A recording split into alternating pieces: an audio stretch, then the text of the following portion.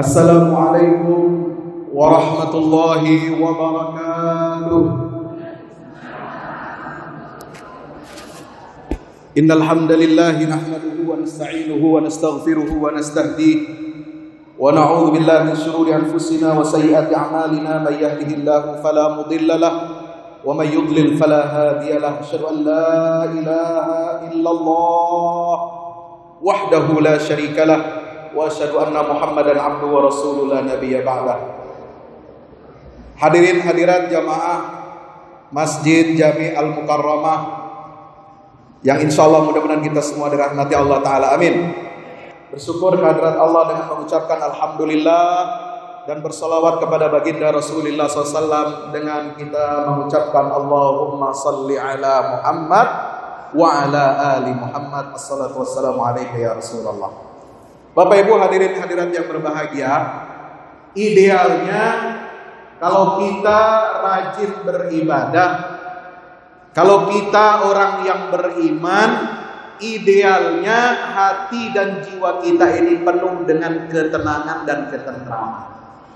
Kita tidak akan gelisah, betul? Allah Ta'ala menyatakan, alladzina amanu wa tatma'innu qulubuhum bi dzikrillah. Ala bi dzikrillah tatma'innul qulub. Orang-orang yang beriman dan mereka itu adalah orang-orang yang bagaimana? Yang hati mereka itu tenang dengan ingat kepada Allah Subhanahu wa taala. Jadi idealnya orang yang beriman, orang yang berzikir, orang yang rajin beribadah hatinya Demikian pula di dalam surah An-Nahl ayat 97.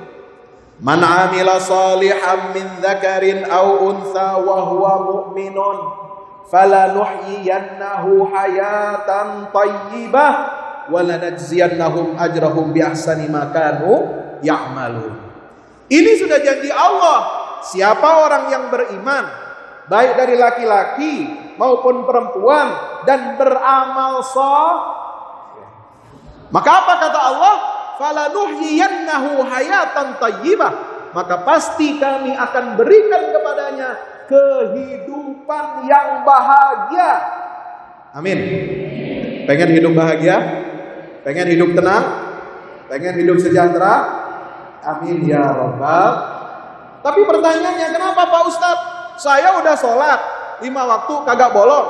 Saya udah puasa, ya puasa Ramadan yang wajib, puasa Senin Kemis. Saya udah sedekah, tapi kenapa hati saya kok belum tenang? Kenapa masih banyak masalah Pak Ustadz?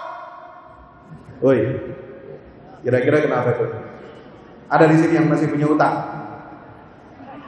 Banyak. Cicilan rumah belum kelar? Ada? Cicilan motor? Ada? Cicilan mobil? Ada? Masya Allah.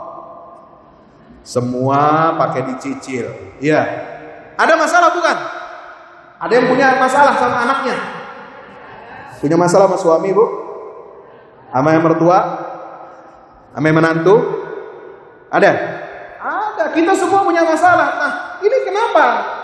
Kenapa orang beriman, orang udah ibadah, tapi punya masalah banyak numpuk?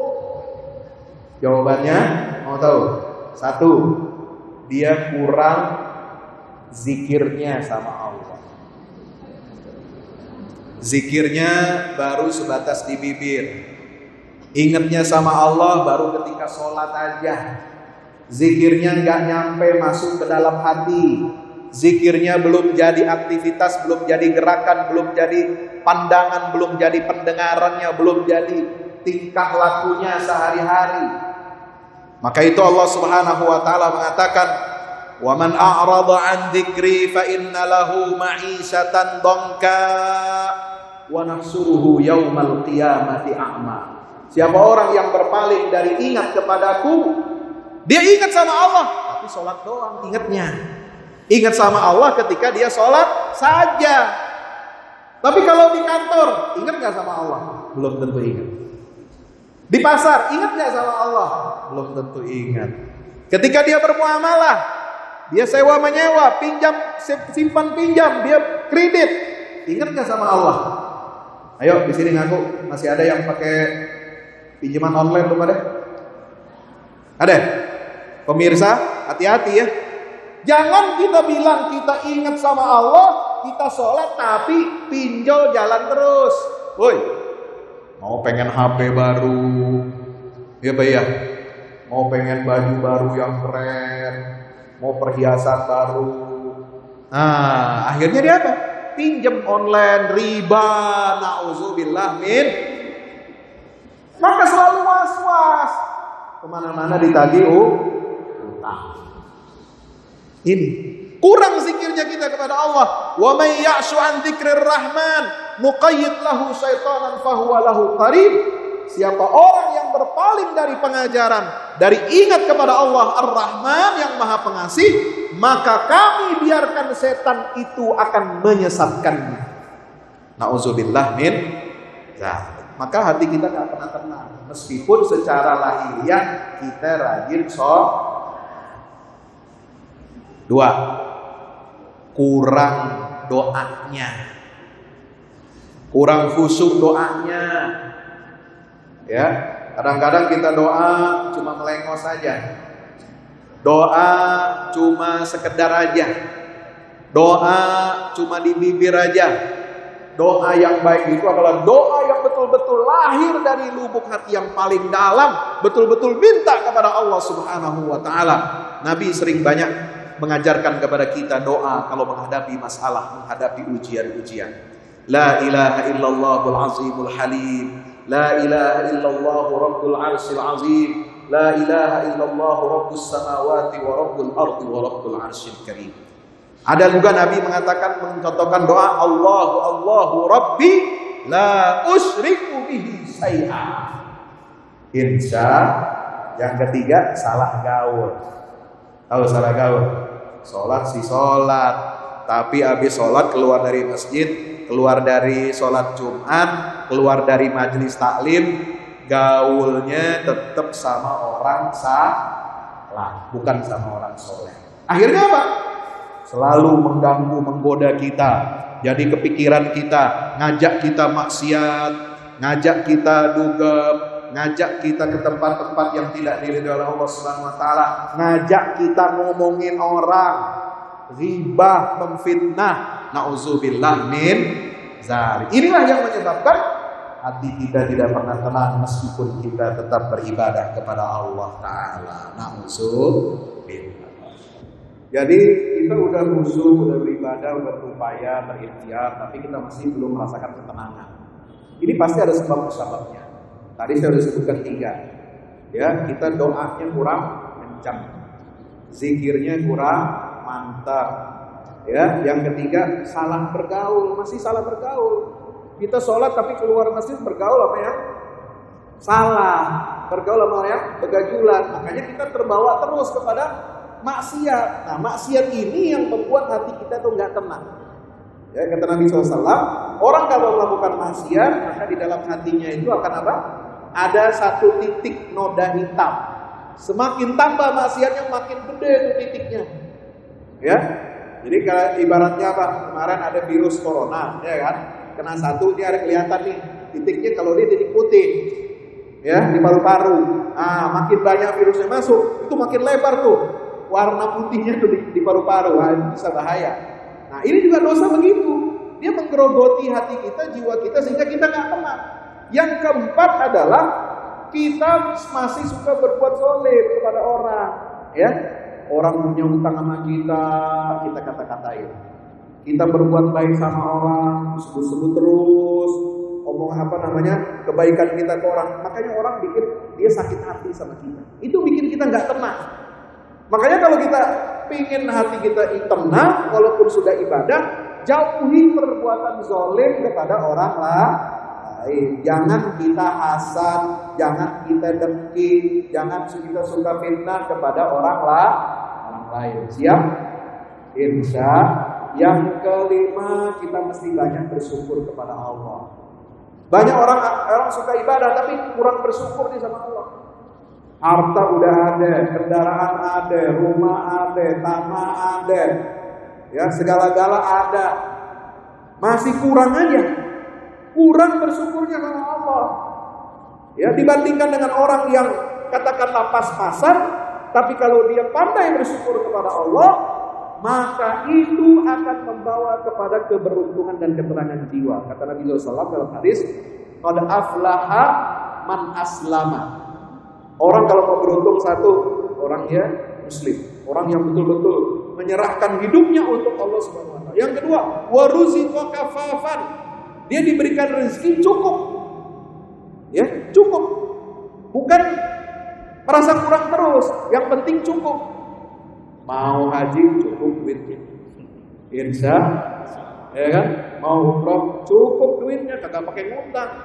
Mau sedekah ada aja duitnya. Ya, mau makan kemana? Mau makan restoran apa? Ada aja. Itu cukup namanya, betul.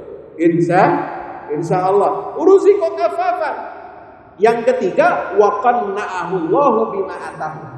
Dia diberikan karunia oleh Allah apa? Sifat qanaah, nerima dengan apa pemberian yang dikasih oleh Allah Subhanahu wa taala. Jadi enggak berlebihan, dia enggak merasa berkecil hati, insya Allah.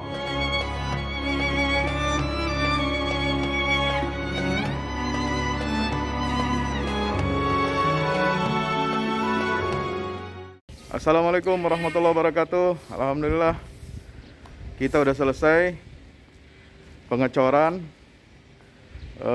rooftop ya. Itu tangga buat ke bawah. Yang ini di atas buat toren 2 biji.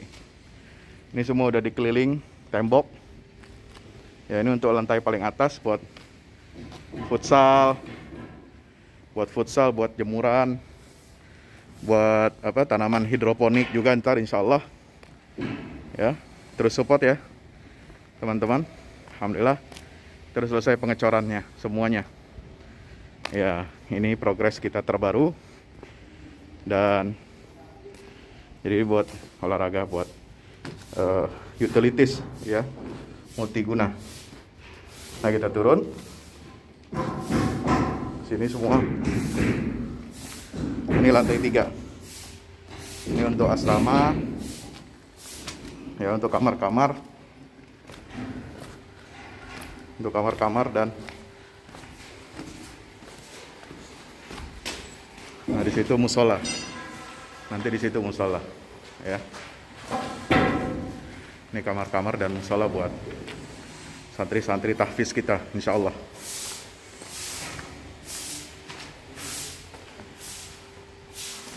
Nah, ini lantai 2 kita turun.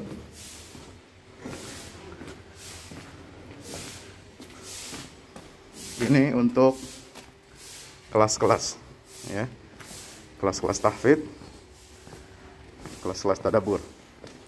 Insya Allah mau udah jadi. Alhamdulillah dengan dukungan antum semua. Nah, tinggal ke bawah di sini buat aula. Aula semua di sini ya. Mohon doanya terus. Mudah-mudahan berkah. Mudah-mudahan cepat jadi finishing. Kira-kira finishingnya ini butuh 1,5 M lagi ya. Mudah-mudahan. Al-Fatihah. Al-Fahmu Institute mempersembahkan serangkaian buku karya Ustadz Fahmi Salim LCMA. Buku pesan-pesan tauhid untuk negeri di masa pandemi. Buku mutiara ilmu-ilmu Al-Quran. Ada diskon 20% untuk buku tafsir sesat 58 esai kritis wacana Islam di Indonesia dan buku kritik terhadap studi Al-Quran kaum liberal. Anda dapat memesannya melalui layanan WhatsApp di nomor 0877 063 7192 dengan format pemesanan ketik nama, alamat lengkap, nomor handphone, dan jumlah buku yang diorder. Ongkos kirim di luar harga buku dan menyesuaikan wilayah dengan paket standar. Lampirkan juga bukti transfer Anda ke rekening BNI Syariah di 0631 748573. Tunggu apa lagi? Pesan sekarang.